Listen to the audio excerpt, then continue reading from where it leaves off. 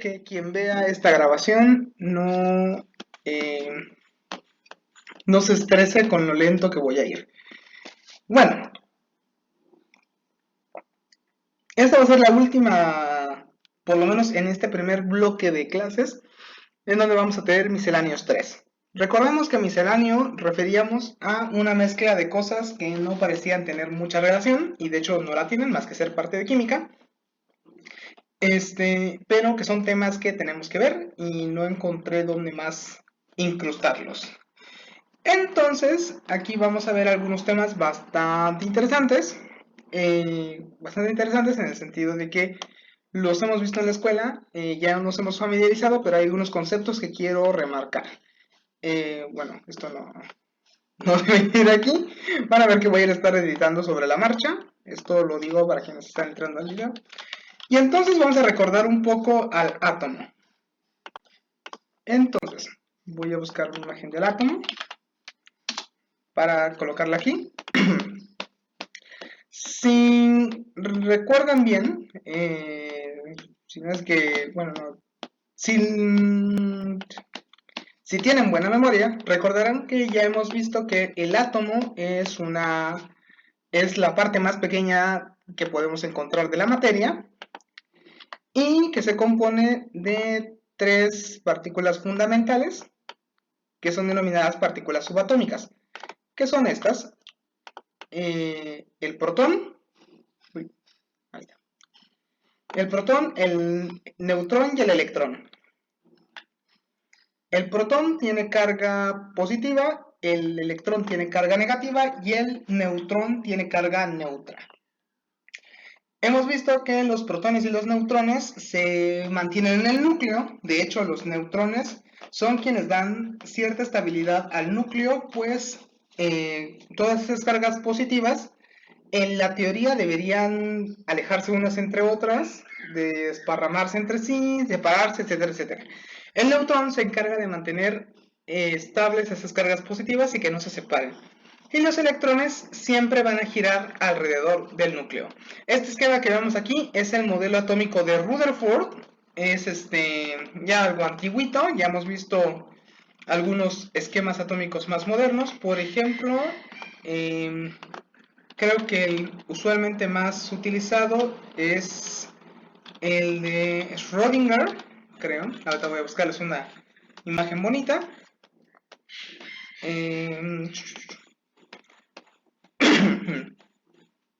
Aquí está.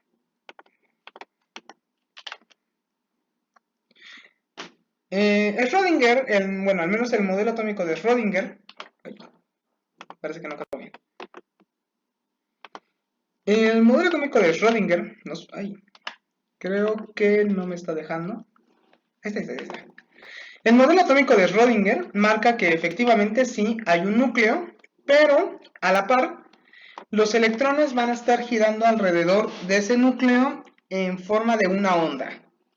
Aquí es donde vamos a empezar con las cosas raras. Imaginemos al núcleo como una partícula. A ver si tengo una bolita por aquí. Imaginen que mi llaverito de tortuguita que tengo en mi mano es el electrón. El electrón se va a comportar como una partícula en algunos momentos. Es decir, si lo lanzo va a caer, va a caer en un sentido gravitacionalmente grande, pero va a tener masa, va a pegar con otros objetos. De hecho, si un electrón lo combinamos con su partícula su antipartícula, que es el positrón, se van a anular. Es una partícula que tiene masa, normal, como cualquier objeto, o como los protones, mejor dicho. Pero, a diferencia de los protones, el electrón tiene una masa muy pequeña. Mucho más pequeña que un protón. Entonces, el electrón presenta por momentos el comportamiento de una onda. Es decir, ¿cómo explico eso? No sé si ustedes han visto, bueno, posiblemente todos lo hemos visto, esas gráficas en las cuales tenemos como los espectros de la luz, que la luz hemos visto se mueve en una forma de onda, más o menos así como las olas del mar. Este es un ejemplo.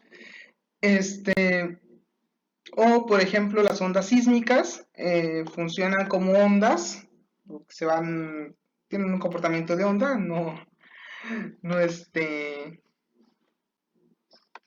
a ver, creo que esta imagen lo va a describir bien, etcétera, etcétera, etcétera. Bueno, el electrón se caracteriza, uy, no, ahí está. El electrón se caracteriza porque tiene un comportamiento denominado dualidad onda-partícula. Es decir, hay momentos en los que se puede comportar como una partícula, es decir, por ejemplo, en este esquema, se muestra que la partícula va a entrar así de forma, si la lanzamos hacia un agujero y entra por el hoyito del agujero, se va a comportar como una partícula y va a seguir su camino. Pero cuando se comporta como una onda, vamos a tener que hacer esto. Va a pasar a través del agujero y va a formar nuevas ondas así. Es un concepto medio complicado en cuanto a las ondas, pero dejémoslo en que el electrón tiene una dualidad onda-partícula. Y entonces, ¿qué es lo que Schrödinger nos quiso decir con su modelo atómico? Bueno, que el electrón se va a estar moviendo en ciertas regiones del átomo en las cuales es probable que nosotros encontremos a ese electrón. Es un pequeñito, es algo difuso quizás, ¿no? En lugar de imaginárnoslo como lo hace Rutherford, en el cual cada electrón tiene una órbita como los planetas, por ejemplo. En el caso del modelo de Schrödinger, que es el que se acepta actualmente, los electrones se considera esta dualidad onda-partícula del electrón, que son sus dos posibles comportamientos, y Schrödinger define ciertas áreas del núcleo atómico, ciertos orbitales en los cuales es posible encontrar ese electrón. Espero haberlo dado a entender, porque es un conceptazo complicado. Entonces, bueno, ya, aquí dejamos esa explicación de la partícula. Si entramos en más profundidad, bueno, ya tendremos un poco más de complicación porque no es la única partícula que tiene este comportamiento. También los fotones, que son las partículas que producen la luz, tienen este comportamiento onda-partícula, esta dualidad. Y bueno, hay una ecuación, la ecuación de de Broglie, que es la que lo define. En esta ocasión no vamos a ver esa ecuación de de Broglie porque es centrada en mecánica cuántica. Y quiero dejar eso para algún tema posterior, ver algo de mecánica cuántica. Lo que sí es que es donde viene algo que ya hemos visto, que son los denominados orbitales.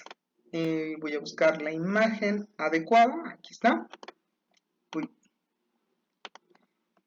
Entonces, esas zonas de probabilidad en las cuales podemos encontrar... Uy, se me tragó esto. Espero... Ok. Mientras estoy aquí. Esas zonas de probabilidad en las cuales podemos encontrar, ¿cómo se llama? A los electrones se les denomina orbitales, porque ahí es donde orbitan los electrones, ¿no? Tiene un jueguito de palabras, ¿no? Y entonces tenemos diferentes tipos de orbitales de todos tamaños y colores. Estos son algunos de esos orbitales. Son la forma que estos orbitales pueden presentar. A ver, voy a hacerlo más grande por acá. Ahí está. Entonces, pueden ver que entre mayor sea el orbital tendrá formas más chistosas. Por ejemplo, los orbitales S tienen una forma como de un circulito, una bolita, ¿no? Nada del otro mundo. Los orbitales P son como dos esferitas juntas, pegadas. no como cuando pegamos las manos así, más o menos, se puede ver así. Y de hecho están orientadas en 3 direcciones del espacio, en X y Z. Cuando entramos al territorio de los orbitales D se pone aún más interesante porque están medio alineados a una coordenada espacial, no, a un plano del espacial. Y bueno, pueden ahí ver en morado las Fs que se ponen más locochones.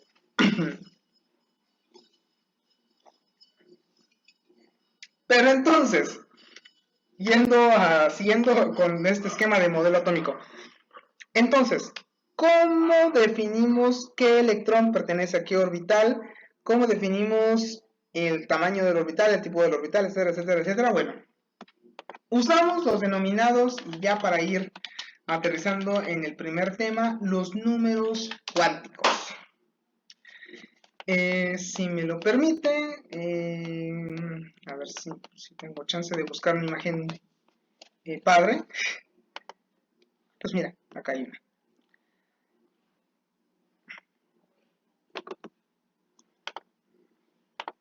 Tenemos varios números cuánticos. Los números cuánticos nos permiten identificar ciertas características de un electrón. Entonces, en este caso voy a quitar esto. En este caso, por ejemplo, tenemos 4 números cuánticos. Siempre vamos a tener 4 números cuánticos y todos van a servir para diferentes tipos de... Bueno, cada uno nos va a dar una información distinta. El número cuántico principal nos va a indicar el nivel de energía en el que se puede encontrar al electrón. Recordemos la definición de Schrödinger. Y más o menos nos indica la distancia que hay del electrón al núcleo. Es decir, entre mayor sea el número n, mayor distancia, más lejos va a estar del núcleo atómico. No va a estar el electrón 4s, por ejemplo, el que está en el orbital 4, va a estar mucho más lejos que un electrón que está en el orbital 1s. Y viceversa, el electrón de la órbita 4s va a estar mucho más cerca al núcleo que el electrón que está en el nivel 7, por ejemplo. El número L, o número cuántico secundario, estoy viendo aquí que quizás esto les estorba. Ahí está. Nos indica los diferentes subniveles que tenemos, los diferentes subniveles energéticos que tenemos en ese nivel de energía principal. Y en este caso va de los valores 0 hasta n-1, donde n es el nivel principal. ¿Y qué son esos subniveles? Bueno, ya lo habíamos visto, son estos de aquí. Estas cositas, estas formas de los orbitales son los diferentes subniveles. El subnivel S son estas rojas, el subnivel P es este de acá, el subnivel D son estas verdes y el subnivel F son estas de aquí. Y el número magnético representa esa posible orientación que podría tener el electrón en ese subnivel, es decir, estos de aquí. Por el número M, el nivel magnético, nos va a decir si está en el orbital PX, en el PY o en el PZ. ¿Ok? Es un ejemplo. O nos va a indicar si está en este 4 de acá, en este orbital de aquí, o está en un orbital así, ok. Diferente, nos indica ya ahora sí la forma del orbital en el que se encuentra. Y por último, el número cuántico del spin, uno de mis favoritos, es el más sencillo. De hecho, nos indica en qué sentido va girando el electrón alrededor del núcleo. Es decir, si gira hacia dirección de las manecillas del reloj o en sentido contrario a las manecillas del reloj. No tiene mucho pierde. Entonces, aquí es donde viene un ejercicio que podríamos hacer más o menos. Y voy a ver si encuentro alguno.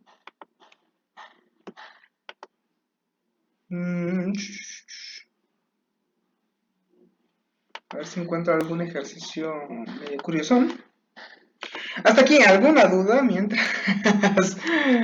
Ay,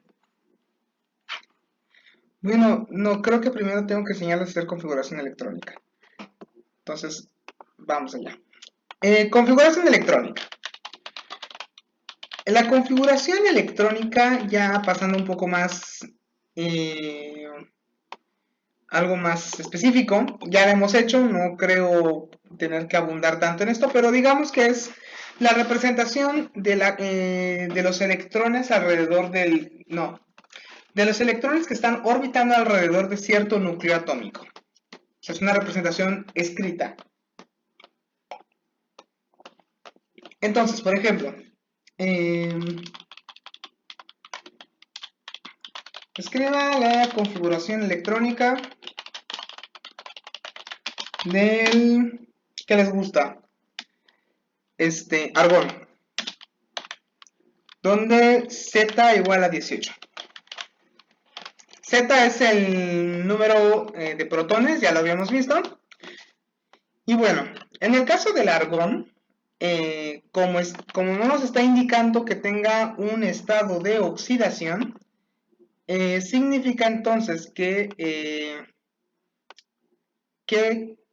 tiene la misma cantidad de electrones que de protones, que son 18. Entonces, vamos a iniciar siempre con el nivel más bajo de energía, es decir, 1. Uy, 1. No sé si se acuerdan, vamos a la tablita de acá. Van a ver que el número cuántico principal es ese primero que se escribe, que es 1. Y entonces, luego vamos a escribir el número más bajo de cuántico secundario, que es 0. Entonces, de hecho, va a ser 1s. Así. Y dependiendo de la cantidad de orbitales magnéticos que pueda haber en ese nivel cuántico secundario, vamos a identificar cuántos electrones va a haber en ese nivel cuántico secundario. Por ejemplo, en este caso, L solo va a adquirir un valor 0 porque estamos en el nivel cuántico principal 1. Entonces, el nivel cuántico magnético solo va a tener un orbital.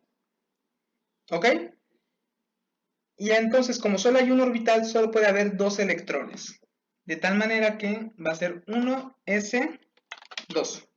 Porque en el nivel S siempre va a haber un máximo de 2 electrones. Ahora sí, vamos a pasar, como solamente hay un número L, hay un número M y hay en n igual a 1, vamos a pasar a n igual a 2. En n igual a 2 vamos a iniciar igual con 2s. 2, S porque vamos a iniciar con L igual a 0 y L igual a 0, voy a anotar eso. Quizás no aquí, voy para acá.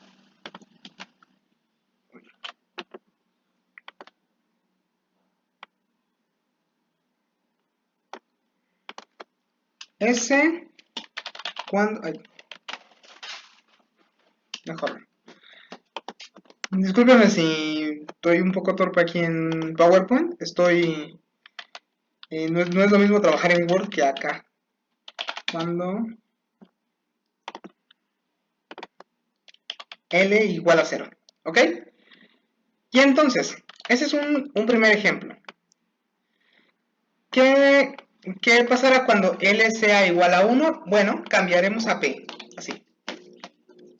¿Ok? Cuando L sea igual a 2, vamos a tener orbital D. Cuando L sea igual a 3, vamos a tener el orbital F. Cuando L sea igual a 4, vamos a tener orbital G. Y ahí le paramos. ¿Por qué? Porque hasta el momento no hemos tenido la necesidad de pensar cuando L tenga igual a 5. Por una cuestión de, ¿cómo decirlo? De que aún ni siquiera hemos encontrado un elemento químico que tenga un orbital G. Por esa razón, aún no necesitamos L igual a 5, pero queda al aire ese asunto.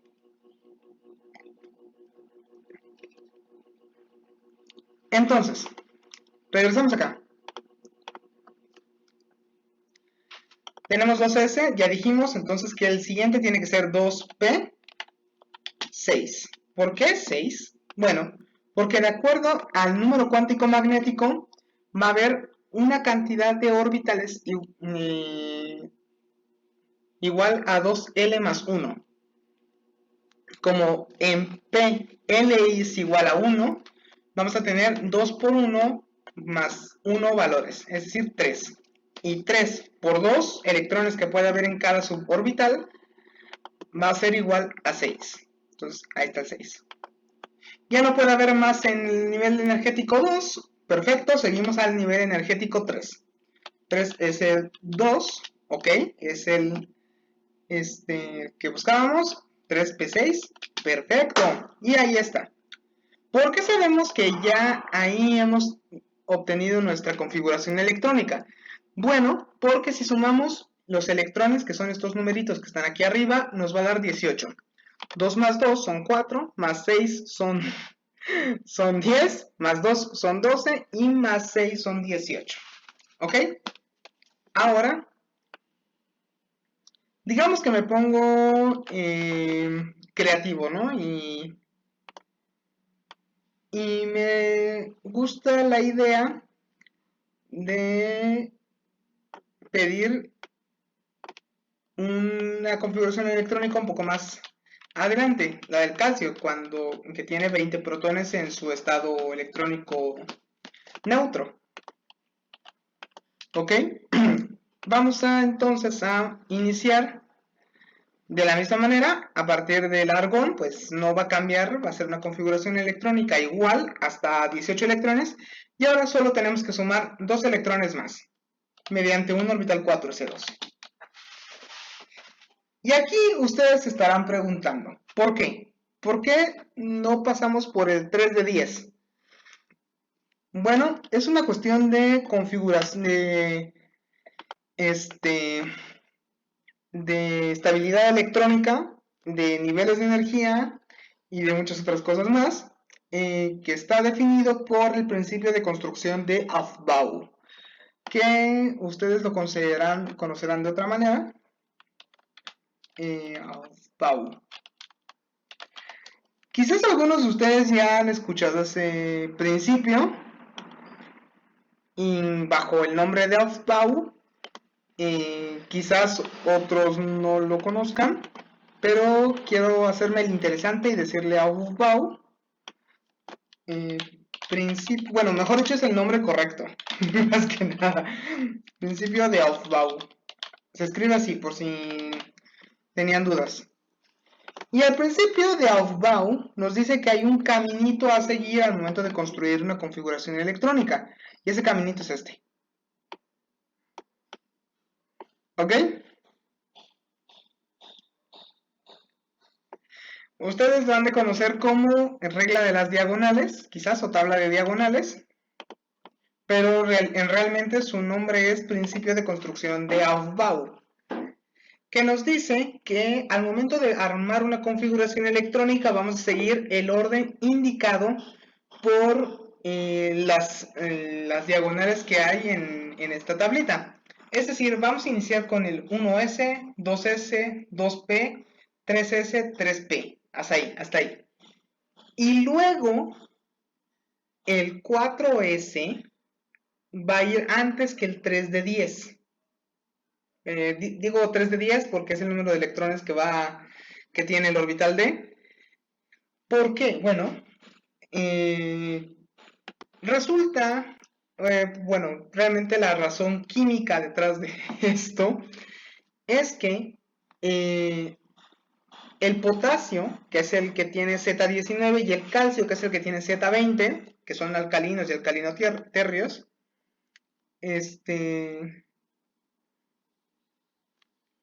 sí, exacto. Sí, no había visto Cintia. Y resulta que el potasio y el calcio, que quizás lógicamente podríamos llegar a pensar que están en el subnivel 3 de 10, porque es el que sigue en cuestión cómo va el orden. Pero el potasio se demostró químicamente y ya luego mediante estudios específicos del núcleo atómico, que tiene propiedades que lo relacionan con los alcalinotérreos. Y los alcalinotérreos, no, los alcalinos, en el caso del potasio. Y los alcalinos tienen un electrón en el orbital S. Entonces no podía ser que el potasio tuviera su electrón extra en un orbital 3 de 10 si exhibía características de un alcalino. Lo mismo con el calcio. El calcio exhibía propiedades de un alcalino térreo. No podía ser que tuviera sus dos electrones adicionales en el subnivel 3 de 10, en el subnivel 3D, cuando todos los alcalinotérreos tienen sus dos electrones en el orbital S. Entonces, mediante un poco de lógica, química y varios otros análisis del electrón, de los electrones y los núcleos, se determinó este principio de construcción de Aufbau, en el cual los electrones van a preferir estar en el suborbital S, que es el de menor energía, antes que en el P o en el D. Cuando ya no hay más espacio, se van al D, por ejemplo. En el caso del por qué se va al 3D y no al 4P, es lo mismo. El 3D resulta que es un subnivel que requiere mucha menos energía que el 4P. Igual el 4D resulta que requiere mucha menos energía que el orbital 5P.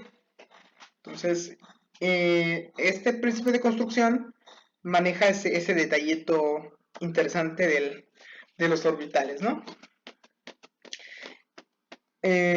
Ustedes quédense con que hay que construir configuraciones electrónicas de acuerdo a este principio, el principio de construcción de Aufbau. Entonces, de acuerdo al principio de construcción de Aufbau, tenemos 4s2. ¿Bien? Bien. Entonces, ¿qué podríamos hacer para continuar? Bueno, hay un caso medio peculiar, a ver si me acuerdo.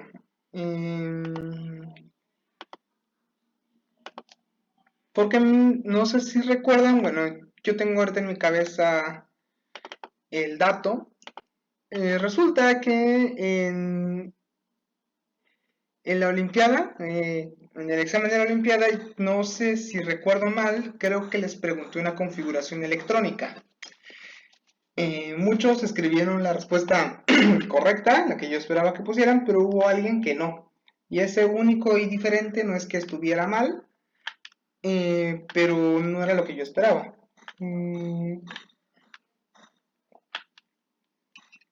A ver si me acuerdo. Acá está.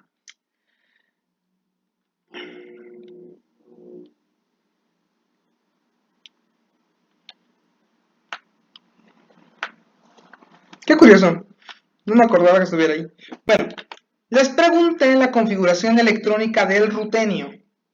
Pues voy a retomar este ejemplo el día de hoy. ¿Alguien que me ayude me puede recordar cuántos electrones tiene el rutenio?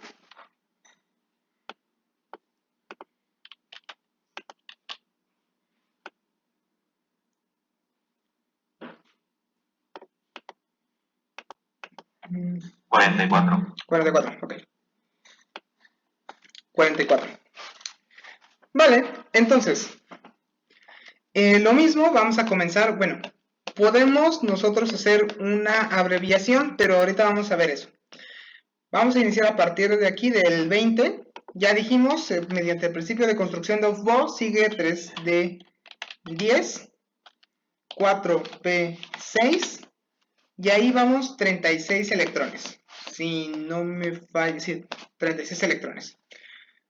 Aufbau dice que sigue el 5s2, y luego viene, ya recordemos, si han visto su tabla periódica o si lo tienen en memoria, sabrán que el rutenio es un metal de transición. Entonces, tiene electrones en el orbital D, pero va a ¿cuántos va a tener? Son 36, 38. Va a tener 6. ¿Ok? Puede ser así. De acuerdo de Aufbaugh, va a ser el número de electrones de el rutenio. Bueno, la configuración electrónica del rutenio. Quizás puedan ver en algún lugar algo como esto.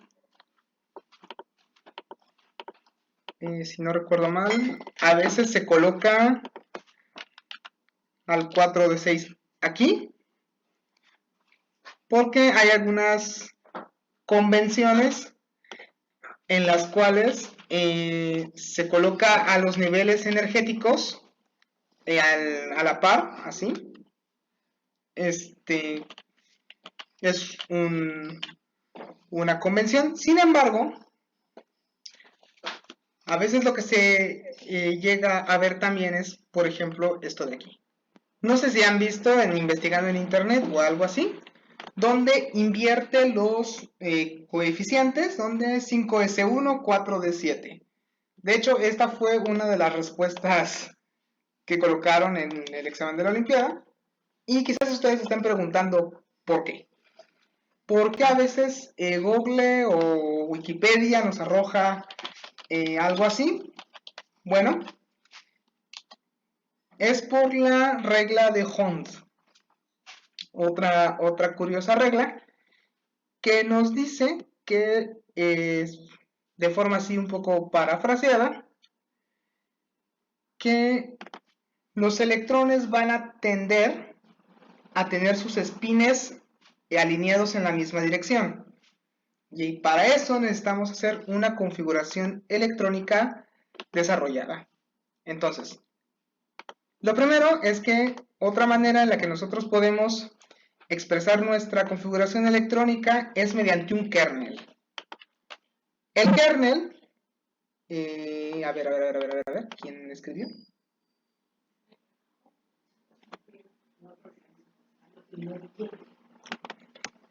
No se le pasa.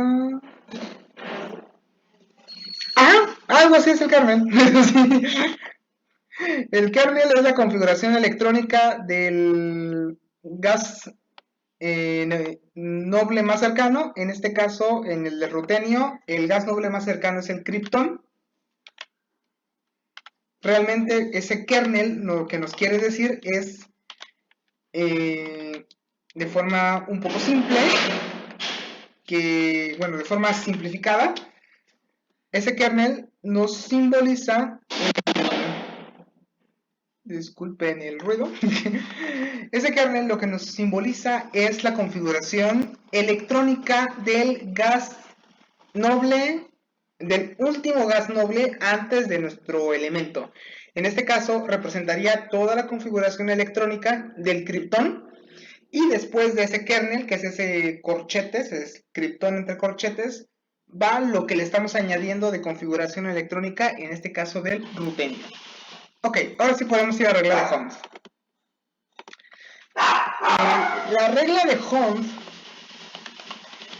como les dije, de forma un poco simplificada o muy coloquial, nos dice que en un átomo los electrones van a tender a estar en la misma dirección. Los espines de los electrones del átomo van a tender a estar en la misma dirección. Para eso voy a necesitar un pequeño esquemita. Un pequeño esquemita. ¿Como cuál les podría mostrar? Pues miren, este. Quizás en algún momento lo han hecho. Yo no recuerdo, al menos en la Olimpiada, que se pida algo como esto. No tengo en mi mente ahorita esto, pero porque es algo que ya se espera ustedes sepan. En este caso, esta es la configuración electrónica del 468 del oxígeno. ¿Ok? Van a ver, en este caso, esta es una configuración electrónica desarrollada. Bueno, no sé, no recuerdo bien el nombre que se le da, pero en esta configuración electrónica en lugar de mostrarnos a los electrones como este numerito 2 o este numerito 6, va a representar a los electrones como flechas. Una flecha arriba y una flecha abajo. Una flecha arriba y una flecha abajo. ¿Por qué una arriba y una abajo? Porque se espera que la carga eléctrica del electrón, no, porque al tener giros distintos, estos se van anulando entre sí, confiriéndole estabilidad al átomo. De ahí que los gases nobles sean los más estables, porque tienen la misma cantidad de electrones girando en spin más un medio como de spin menos un medio. De hecho, esa característica del spin más un medio más o menos un medio es lo que le confiere al hierro su magnetismo. El hierro se caracteriza por ser muy magnético, pero debido a que su posición en la tabla periódica le da una muy buena cantidad de electrones girando en el mismo sentido, le confiere un especial magnetismo. Es ferromagnético. De hecho, de ahí es donde viene esa palabra, ferromagnético, porque el hierro se caracteriza por ese dato. De hecho, estos, para que lo tengan en mente, ¿no? Muchos minerales que tienen hierro, como la hematita, bueno, más que nada la hematita, que tiene fórmula química Fe3O4, la voy a escribir aquí para que ustedes... Aquí digo en el chat del Meet, Fe3O4. Aparte de que el hierro es muy magnético, ese Fe3O4, la hematita, involucra que el hierro tiene dos estados de oxidación distintos en el mismo compuesto de hematita, entonces lo hace aún más electrónico, bueno, más magnético. Es una característica así peculiar. Entonces, si nosotros, bueno, regresando a la regla de Hahn. La regla de Hahn, repitiendo otra, establece que para todos los orbitales se va a buscar que todos tengan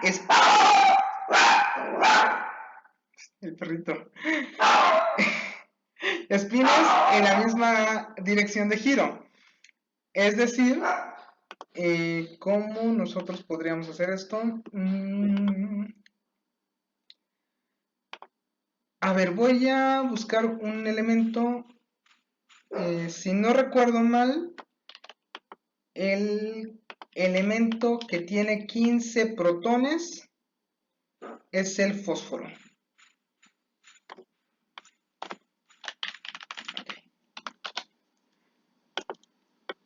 Ahí está.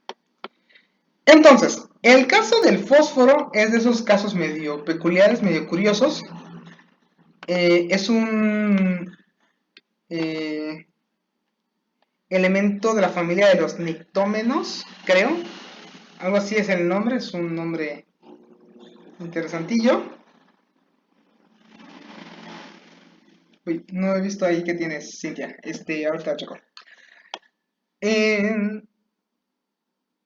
Y entonces,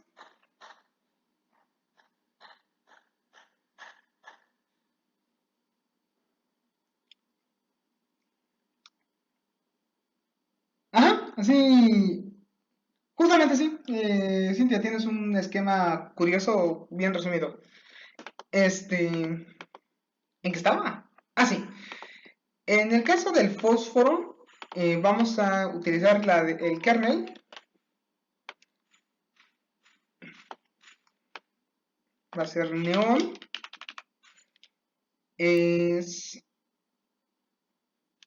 Sería 3S2 y 3P5. Hoy estoy un poco ido.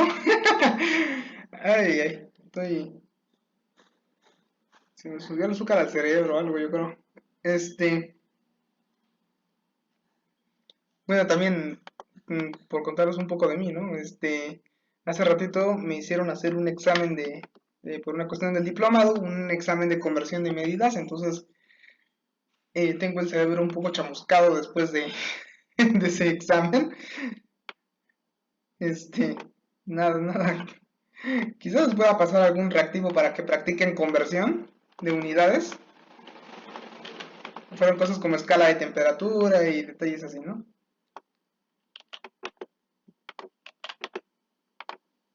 Ahí está. Entonces, 3S.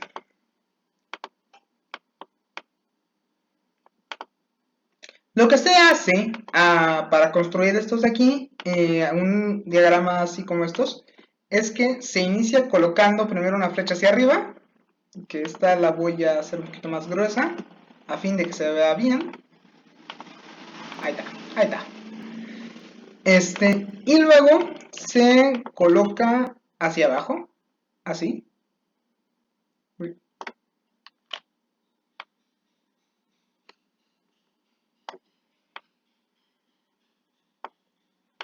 Ahí está, ahí está.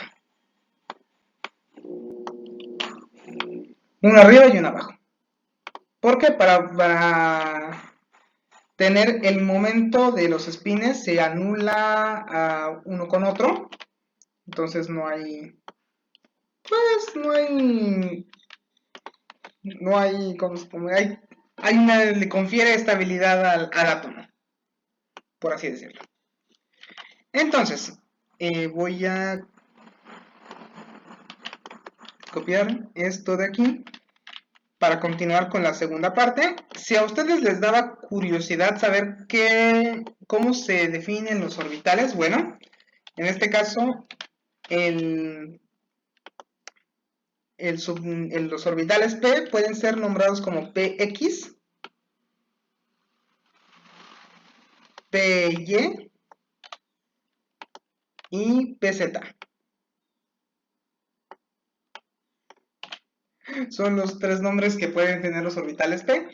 Y entonces, nos dice, según la configuración electrónica del fósforo, que solamente tiene 3 electrones en el orbital P. Pudiéramos pensar, bueno, vamos a acomodar 2 electrones aquí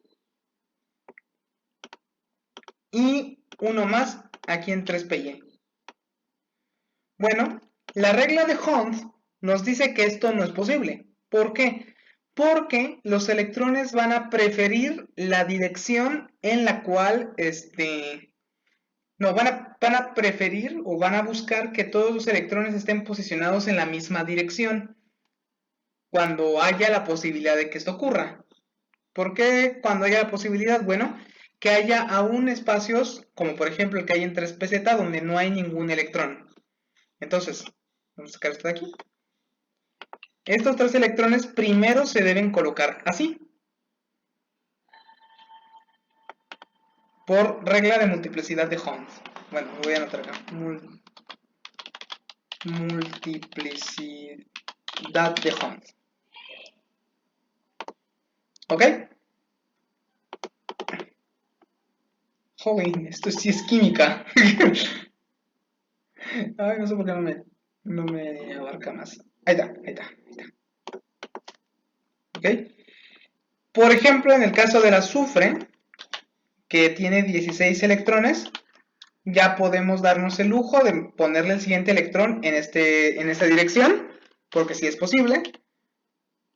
O, por ejemplo, el anterior al fósforo, que es el selenio, no, digo el silicio, que tiene 14 electrones, bueno, vamos a retirarle uno de estos. Pero estos dos se van a mantener con la misma dirección de spin. ¿Ok? ¿Hasta aquí alguna duda? Creo que muchas. Me he explicado horrible el día de hoy.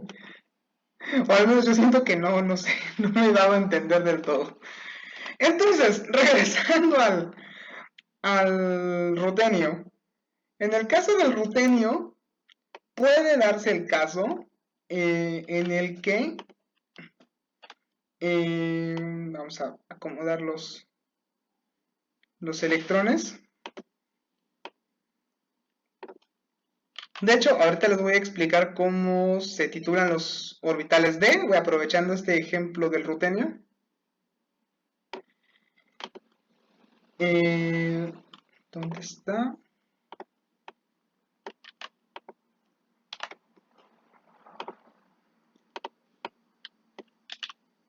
Acá está. 5s, obviamente pueden estar ahí esos dos, aunque voy a retirar este por el momento. Luego tengo el 4d. En el caso de los orbitales d pueden ser dx, y es de la siguiente manera, 4dxy. Puede ser 4dxz.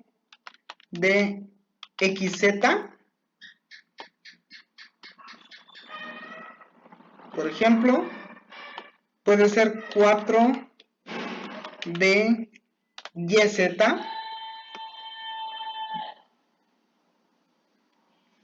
Prepárense porque el que sigue es medio espantoso, que es 4d x cuadrada menos y cuadrada.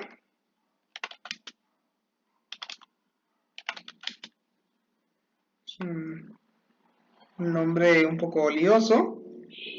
Y si no me falla la memoria, el último es 4dz cuadrada. Obviamente esto no se los van a preguntar en el examen, no les van a preguntar los 4 nombres de los orbitales, pero es bueno que ustedes tengan una idea de cómo se titulan, cómo se nombran. ¿Cómo se llaman? Ajá. En el examen pasado, sí venía. No, fíjate, no venía esto como tal, venía hibridación. Me consta, lo vi. Vi que era hibridación. Y sí estaba pasada de lanza la hibridación. Es el examen el que me pasaste. Y la respuesta la sé. Me tuve como 2 horas de puros videos, pero sí me ¿Fue entendí al final. contigo? Porque recuerdo uno de hibridación. Sí, estaba cañón. Era su diagrama. Ah, no, ya me acordé. Sí, cierto. A ti te tocó este. El internacional venía hibridación de enlace, pero era un enlace PS y solicitaba que acomodaran todo por niveles de energía. No, sí es cierto, les tocó el año pasado, les llovió cañón a ustedes. Bueno, olviden el último comentario del que posiblemente no venga. Sí puede venir, no lo voy a preguntar yo, entonces ya tendremos un poquito más de tiempo para solucionarlo, si llega a pasar el momento. Entonces, de acuerdo a la configuración electrónica de Hund, los primeros, bueno, mejor dicho, utilizando la resta, ¿no? Tenemos 36 que ya fueron colocados en esto de aquí de Krypton. Entonces nos quedan 6 electrones. 6 electrones que debemos, no, 36, 8 electrones que debemos colocar. 8 de estos electrones ya fueron colocados. Pueden verlo ahí.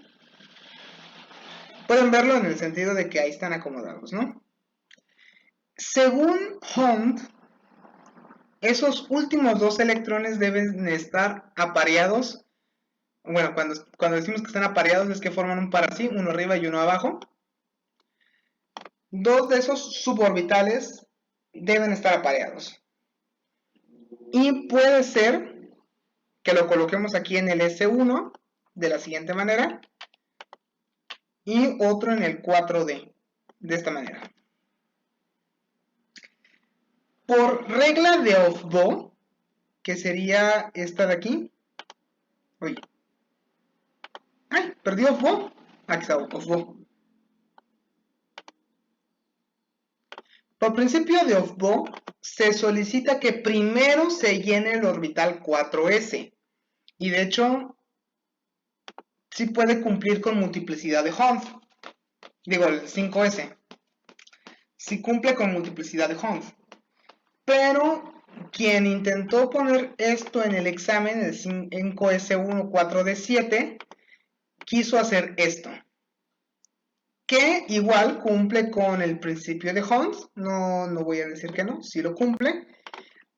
Y créanme, yo no sé cuál es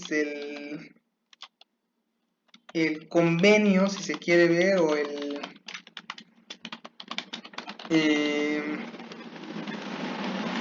¿por qué razón? Esa es la configuración electrónica. De hecho, es un caso medio curioso. ¿Por qué es esa? Si ustedes encuentran la razón de ser de esa configuración, me la explican porque yo no la entiendo. De hecho, estoy buscando una respuesta convincente. Pero resulta que esa es la configuración correcta de el rutenio y cumple de hecho con configuración electrónica de home. Explicación, parece que no.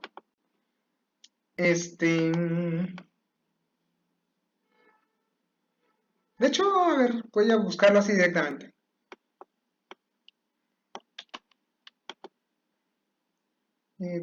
Porque ahorita les puedo compartir pantalla para ver si encontramos la solución.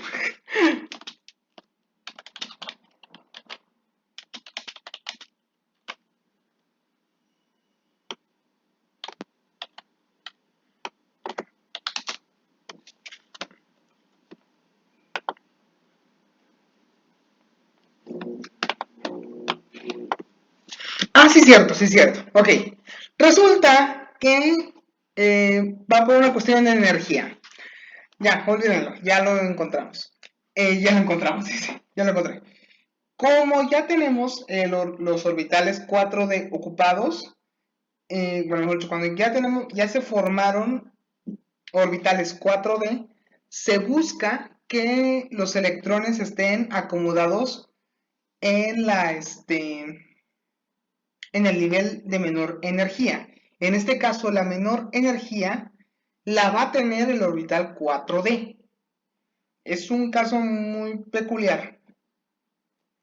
Pero, ¿por qué nosotros, bueno, si el 4D tiene menor energía, ¿por qué no decimos que mejor el 5D se mueva para acá? Lo sacamos del orbital 5D y lo colocamos aquí, por ejemplo, ¿no?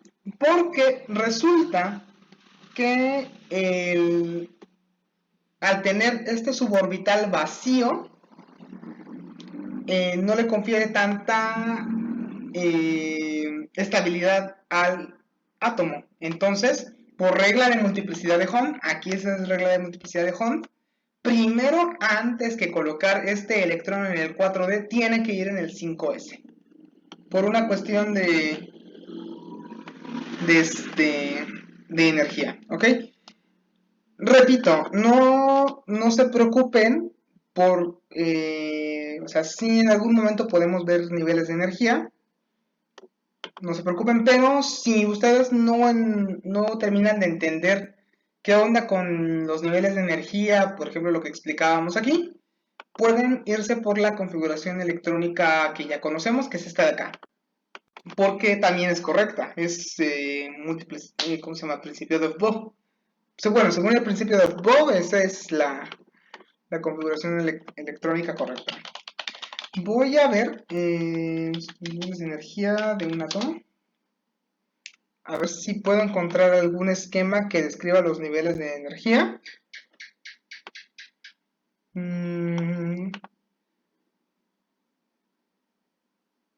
Pues miren, de hecho, a ver si puedo colocarlo en el PowerPoint.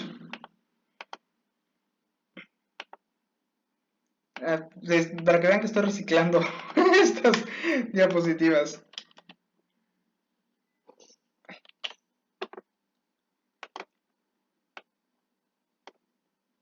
Ahí está, ahí está. Niveles de energía.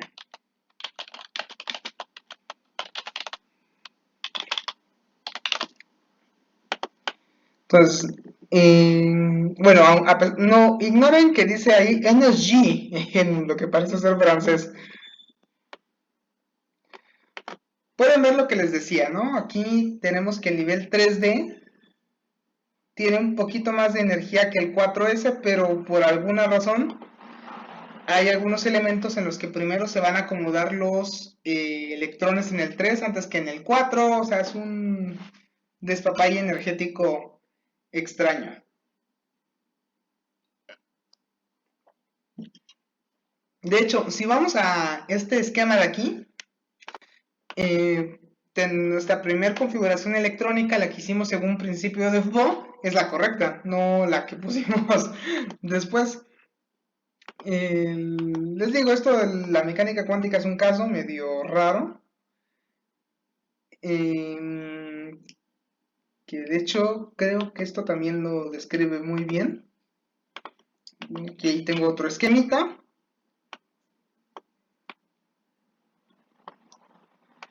Otro esquemita medio curioso en el que si ven el nivel 4D es un poquito menos de energía que el 5S. O sea, la diferencia de energía es nada, es muy chiquita.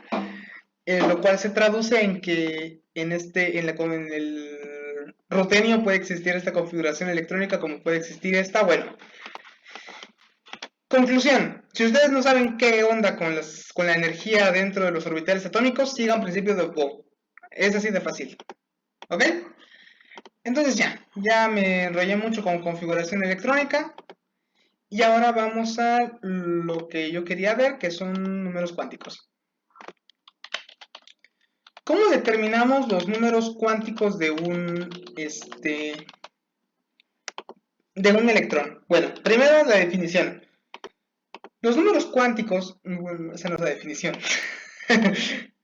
Los números cuánticos son los números que nos describen las características de cada electrón, o mejor dicho, de la ubicación de cada electrón dentro de un átomo. Cada electrón tiene números cuánticos distintos, es decir, va a estar en un nivel de energía distinto, va a estar en un subnivel energético distinto, va a estar en un orbital distinto, en una forma de orbital distinto y va a girar en una distinta dirección. No hay dos electrones que tengan los mismos números cuánticos. Entonces, por ejemplo, vamos a regresar al rutenio, va a ser nuestro ejemplo de ahorita.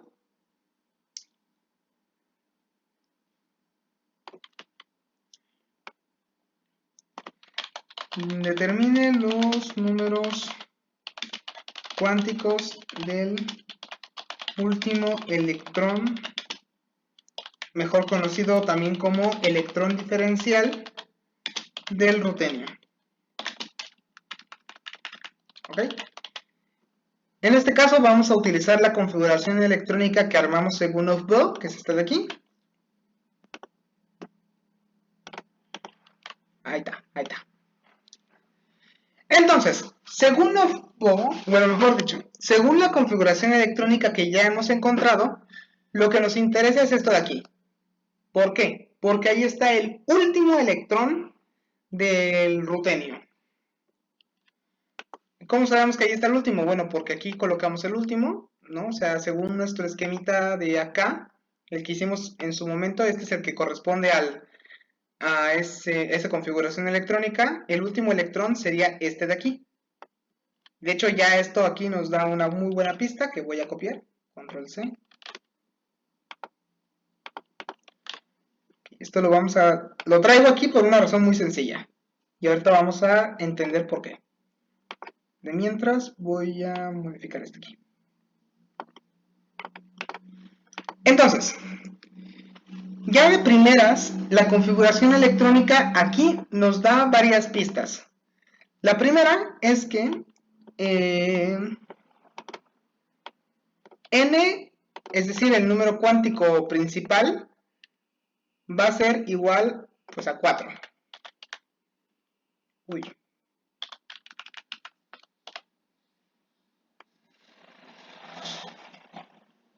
Porque es el número que viene aquí, es el nivel de energía donde está el último electrón, que sería 4.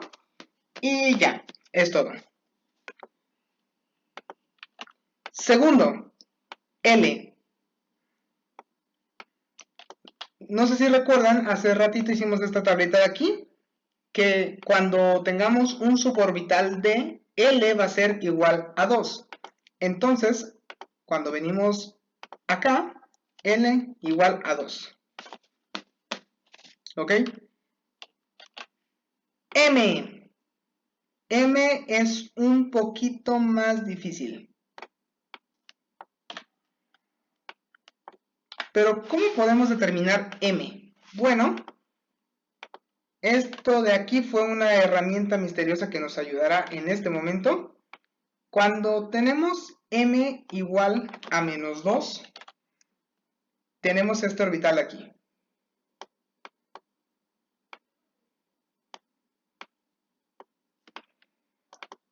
Cuando tenemos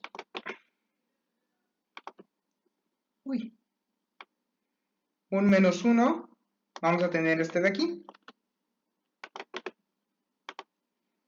Cuando tenemos un 0, vamos a tener este de aquí. Cuando tenemos un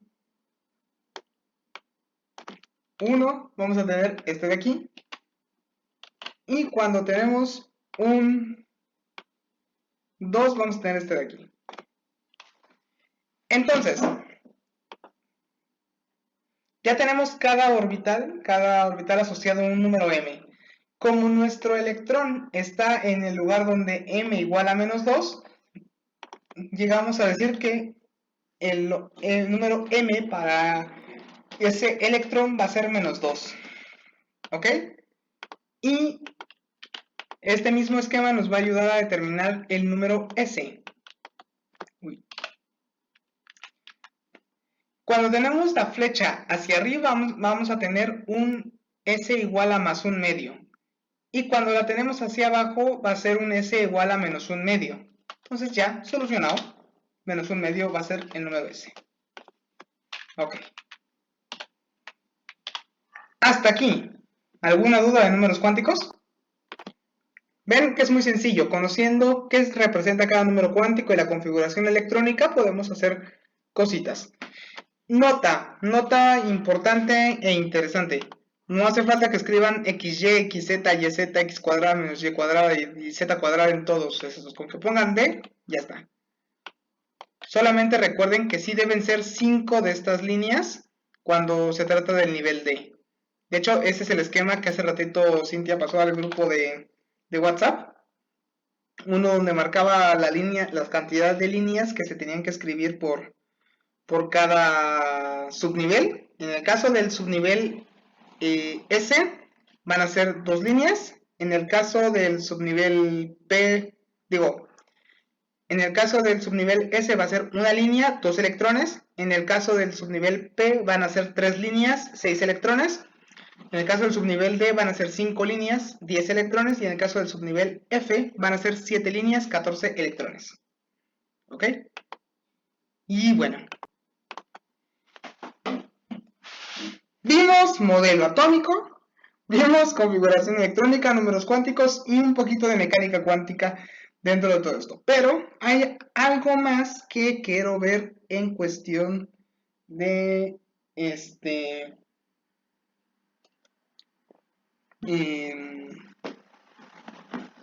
¿cómo se llama? En esta clase de hoy. A ver si nos da chance de verlo en 20 minutitos para tener chance de hacer algún ejercicio. Y creo que es esto de aquí.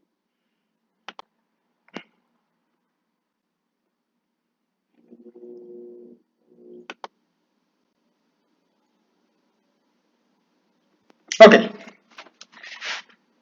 ¿Y cómo explico esto? Ok. Voy a buscar un gráfico que le permita entender. Lo que les voy a explicar ahorita va un poco de relación con temas que me gustan mucho. No voy a profundizar en el área. Bueno, voy a ir dando alguna pista u otra. Capaz se van a hacer una idea en el camino. No voy a profundizar en el área de la mineralogía, porque esto tiene que ver mucho con mineralogía y cristaloquímica, pero sí al menos sepan las bases de cristaloquímica que vamos a ver. Primero que nada, bueno, Lavoisier, gracias por tu participación. Ustedes se pueden estar preguntando, ¿qué es esto? Y créanme, en su día, capaz ya han visto algunas de estas cosas. Esto que estamos viendo aquí... Eso. Es una red cristalina. Una red cristalina, de hecho creo que tú fuiste quien me dio la idea, Didier, con tu duda de la semana pasada, antepasada. Esta red cristalina, bueno, mejor dicho, muchos compuestos químicos, en especial los sólidos, ya habíamos visto gases, habíamos visto algunos comportamientos de los líquidos, hoy tocó sólidos, muchos compuestos sólidos manejan redes cristalinas, que son arreglos en los cuales los átomos se van acomodando. Van muy de la mano, quizás brincamos muy abrupto de los electrones a redes cristalinas, pero estas redes cristalinas ocurren muy seguido en compuestos iónicos, donde los electrones están involucrados. Cuando cada átomo está cargado, en este caso creo que esto es cloruro de sodio, si no me falla la memoria, los aniones van a buscar estar pegados a los cationes, estar pegados. Y los cationes van a estar pegados a los aniones, etcétera, etcétera, etcétera. En esa imagen que puse allí, los aniones son, si no me falla aquí la simbología, los aniones son las bolitas verdes y los cationes las bolitas moradas. Y creo que esto es cloruro de sodio. Al menos creo que eso es. De hecho, si han visto en alguna ocasión que tengan chance u oportunidad, acérquense a una muestra de cloruro de sodio, que sal de mesa. Pueden agarrar con una cuchara un poquito de cloruro de sodio y véanla. Traten de verla lo más cerca posible. Van a ver algunos... van a ver cuadraditos. Bueno, mejor dicho, como cubitos dentro del cloruro de sodio. Porque esa es la forma de los cristales que llega a tener. Y tan es así, nada más como un momento para alivianar esto y como un ejemplo muy claro de lo que es el cloruro de sodio, tenemos esto de aquí. Para que vean, es una referencia a la sal, que viene siempre así en estructuras cúbicas, pero porque es su forma en la que cristaliza. Es siempre que se le sale una forma cúbica. Y aquí es donde ustedes se estarán preguntando, ¿qué tiene que ver cristales, sales, minerales, etcétera, etcétera, etcétera? Bueno, aquí es donde viene la gran conexión. Muchas sales, entiéndase sales como sulfato de calcio, sulfato de sodio, sulfato de calcio magnesio, silicatos, etcétera, etcétera, son sales que cristalizan en ciertas formas. Tienen unas, ¿cómo se le llama? Cristalizan, cada sustancia cristaliza de una forma particular. Y de hecho, se estudian ese tipo de formas particulares. Pero resulta curioso el hecho de que estas formas, ¿cómo decirlo? Bueno, cada compuesto cristaliza de una forma distinta. Así, ya. Tiene una forma particular de cristalizarse. Muchas sales son los componentes principales de muchos minerales. Y entonces, quien descubrió estas redes cristalinas, que es el nombre que se le da, que es la forma de cristalización de cada red, fueron descubiertas por el área de la mineralogía. ¿Por qué? Para identificar un mineral había que poder determinar su estructura cristalina, cómo cristalizaba. Creo que se pueden estar revolviendo con el término cristal. Ahorita lo trato de definir. De hecho, denme un minuto, voy a buscar algo aquí que tengo en la cocina. Se lo pueden imaginar más o menos. A ver. Nada muy caro que no me involucre tener que pagar o endeudarme a paguitos con mi mamá. Veamos este vaso, por ejemplo. Este vaso, podríamos decir, pueden verlo, escúchalo.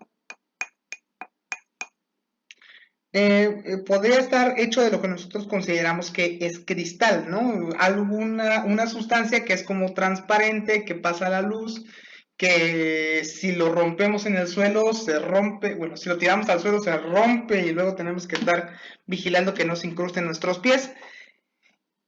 No, de hecho lo contrario. Una característica de los cristales es lo que les muestro ahí con el cubito, es que siempre van a tener una estructura ordenada, que nosotros podemos dictaminar, tiene una celda cúbica, o tiene una celda hexagonal, o tiene una celda triclínica. Eso es una característica de los cristales. En cambio, este vaso está compuesto de vidrio. El vidrio se caracteriza por lo contrario, porque es una estructura amorfa internamente. Ustedes me estarán diciendo qué significa amorfo. Amorfo significa que no tiene forma. No tiene una forma interna, porque pues pueden ver esto y dirán, pues tiene forma de vaso. Sí, pero internamente si nosotros acercamos el ojo, aquí adentro, ya a nivel molecular, van a ver que no se forma un cubo, como si lo hace aquí la sal, no hay un hexágono característico, no hay un triclínico, nada. Los átomos están desordenados, están desparramados así a como lograron todos acomodarse. No sé si han visto en memes de la Ciudad de México que la gente entra y se mete así todas a como puede ingresar dentro de un autobús. Así es el vidrio. El vidrio es acomódate donde puedas. En cambio, la red cristalina no. La red cristalina, siguiendo con el ejemplo del autobús, es como el primer mundo. En el primer mundo, todos van en su asiento, paraditos, tranquilos. Hay un pasillito para ingresar. Esto da para meme en cuanto a definiciones. Todo está muy bien acomodado y se puede distinguir el orden, cosa que en el vidrio no. ¿Ok? Entonces, se puede identificar en el caso de los compuestos iónicos, y esa es la imagen que ahorita creo que se está viendo en pantalla. No me gusta tener que grabar también el Chrome donde estoy buscando las fotografías porque siento que le arruino la sorpresa a quien está viendo esto en, ¿cómo se llama? En diferido, en repetición. Tenemos las denominadas redes de Bravais, o Bravais, como le quieran decir, que son estas. Bravais fue un científico, o Bravais, como le quieran decir, fue un científico, aquí está, que se encargó a determinar en qué formas podían llegar a cristalizar las sustancias características de los minerales. Quizás no es muy útil para nosotros en la química, a excepción de lo que yo les mencionaba en la rama de la cristaloquímica, pero sí nos da una indicación muy curiosa y es por donde yo quería ingresar. Y es que las redes de Bravais nos dan como conclusión que dentro de cada red cristalina, porque no sé si ven esos como cubitos, esos volúmenes, prismas, etcétera, etcétera.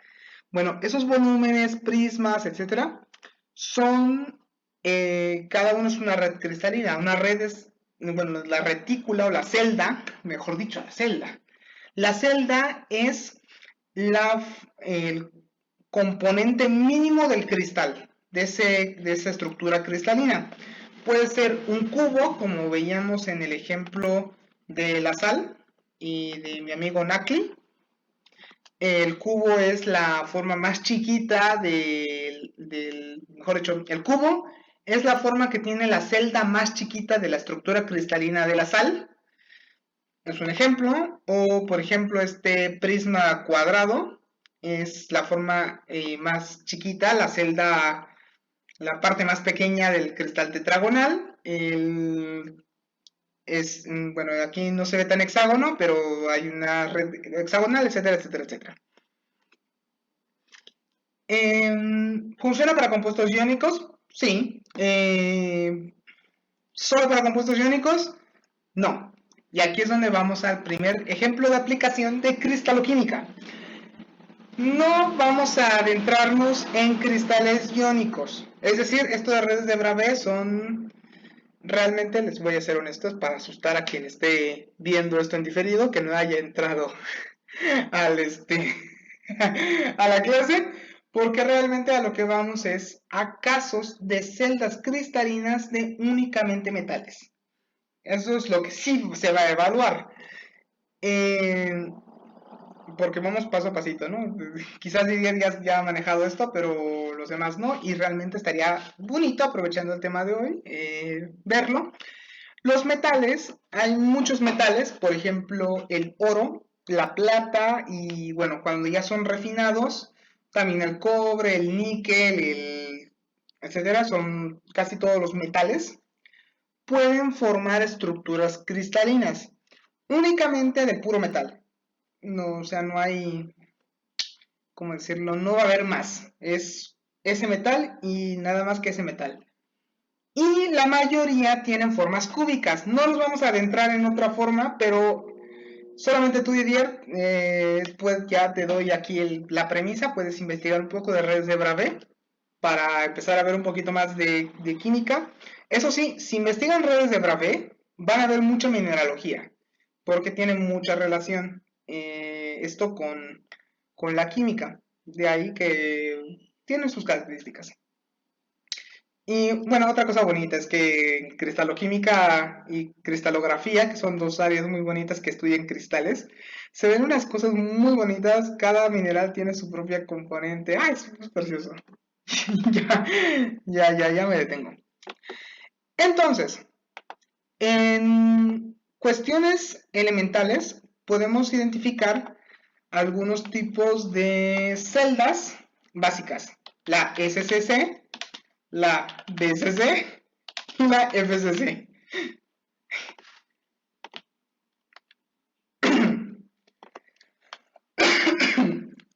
Que ustedes quizás estarán preguntando qué significa esto. Bueno, esto.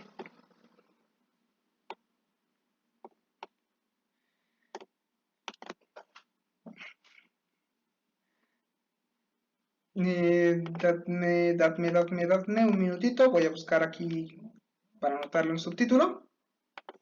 Ahí está. Bien, al momento de estar trabajando con metales, con puros metales, vamos a poder identificar estas tres posibles celdas. La primera celda es la celda cúbica simple, o Simple Cubic Cell, sí, SCC. Voy a ponerlo en español para que lo vean. Celda cúbica simple. ¿Ok?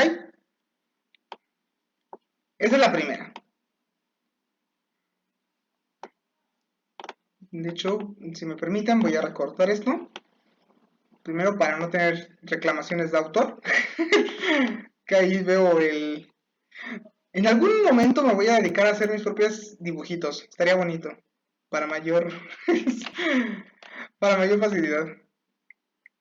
Con alguna marca de agua mía o algo así. O de la Olimpiada, no sé. Siempre pueden pasar ese tipo de cosas. La segunda es la celda cúbica centrada en el cuerpo. O, por sus siglas en inglés, BCC.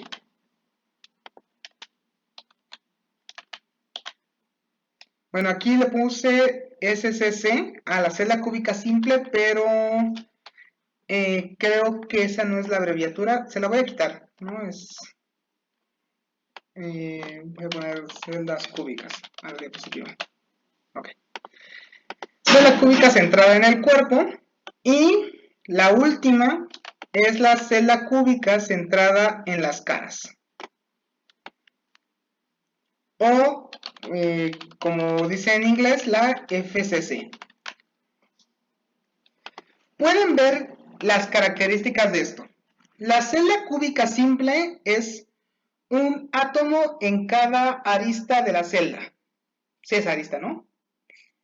No, en cada vértice. En cada vértice de la celda. ¿Ok? La celda cúbica centrada en el cuerpo, hace una adición de un átomo en el centro de la celda, del cubo. Hay un átomo del metal ahí. Pueden verlo, está en morado. Es una cosa medio curiosa, debo decir. Y por último, la FCC es una celda cúbica centrada en las caras donde hay un átomo en el centro de cada cara del cubo. ¿Ok? Sí se ve la diferencia, espero que sí. Si no se ve o necesitan más ejemplos, díganme. Entonces, una cosa que nos interesa de estas celdas es cuántos átomos hay en cada celda. Consideren que el vértice de cada cubo se encuentra en el centro del átomo. Entonces, si todos los... Uy, qué raro. Voy a buscar. Si todos los átomos de la celda son similares, en el caso de la celda cúbica simple vamos a comenzar con que tenemos 8 vértices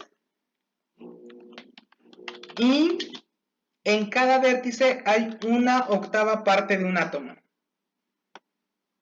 porque es la parte que está dentro de la celda. Ya dijimos que el vértice de la celda se encuentra en el centro del átomo. Entonces, si partimos el átomo, voy a quizás con un dibujito intentar explicarlo. Aquí está. Si partimos el átomo, vamos a ver que primero lo cortamos aquí. Uy, creo que está en el mismo color. Ahí está, ahí está. Primero lo cortamos aquí. Luego lo cortamos acá. Vamos a ver que lo dividimos en cuatro. Pero consideremos que todavía hay un corte más que está hacia nuestras pantallas. Bueno, habremos cortado ese átomo, esa esfera de átomo, en 8 partes. Y como hay 8 vértices, sería 8 octavos que hay. De tal forma que la masa de una celda cúbica simple va a ser igual a la masa de un átomo. Bueno, mejor dicho, tenemos solo un átomo en esta celda. ¿Ok? Está complicado este asunto. Esa es una. Denme un minuto, voy a recortarle un poquito más esto para tener más espacio.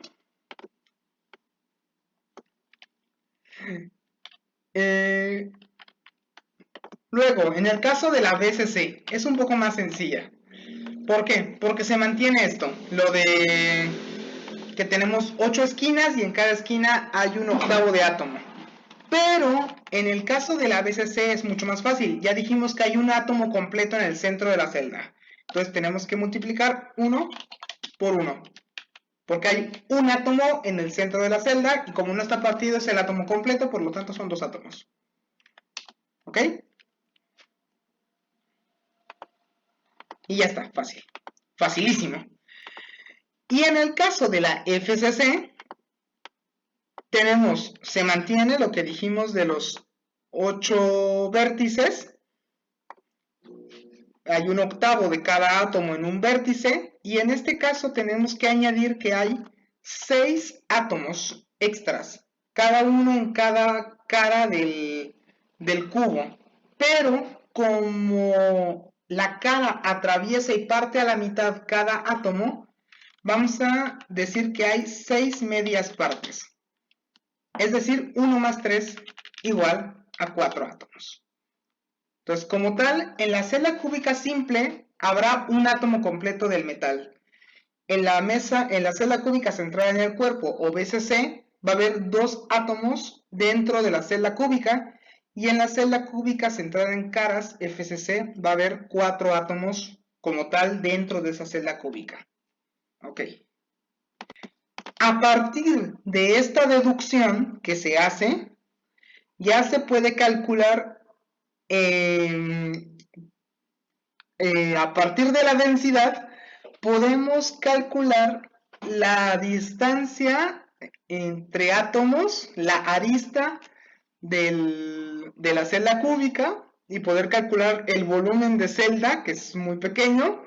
Podemos determinar la diagonal, podemos determinar la masa de la celda cúbica más pequeña, podemos determinar o inversamente calcular a partir de los tamaños de la celda, calcular la densidad. Es una hermosura de cosas que espero puedan apreciar muy fácil y muy bonito, porque vamos a hacer ejercicios de esto ahorita. Entonces voy a apagar esto ya, la parte teórica ha terminado en esta clase.